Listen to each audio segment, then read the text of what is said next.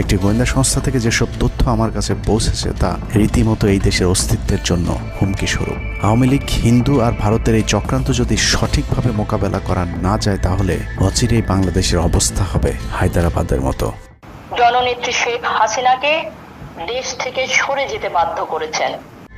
বাংলাদেশকে নিয়ে ভয়ঙ্কর এই চক্রান্তে জড়িত আওয়ামী লীগ, সনাতনী এবং ইসকনের অন্তত 40টি হোয়াটসঅ্যাপ গ্রুপ এবং জুম মিটিংয়ের ভিডিও হাতে পেয়েছে গোয়েন্দারা। গোয়েন্দাদের কাছে প্রাপ্ত এসব তথ্যে যা উঠে এসেছে তা আটকে ওঠার মতো।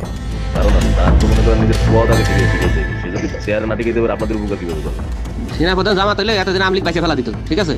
এটা তো আমাদেরও আওয়ামী লীগেরও একটা গেম হতে পারে, বলা যায় জামাত শিবিরের উপরে সব চাপা দিতে পারে, এটাও হতে পারে।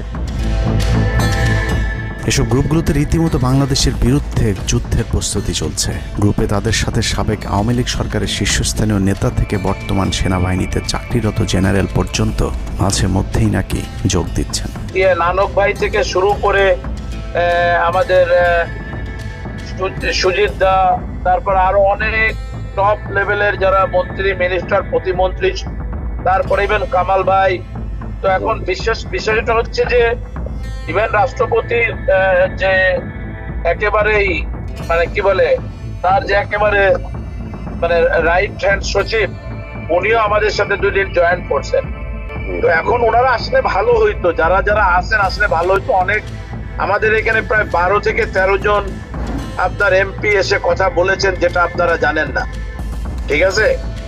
বাংলাদেশে একেবারে টপ লেভেল সামরিক বাহিনীর 4 থেকে 5 জন জেনারেল লেভেলের লোকজন ওনারা এসে এখানে বসে থেকে আমাদের লাইভ শুনে গেছেন। আমাদের প্রধানমন্ত্রী উনি নিজে এসে বসে থেকে গেছেন।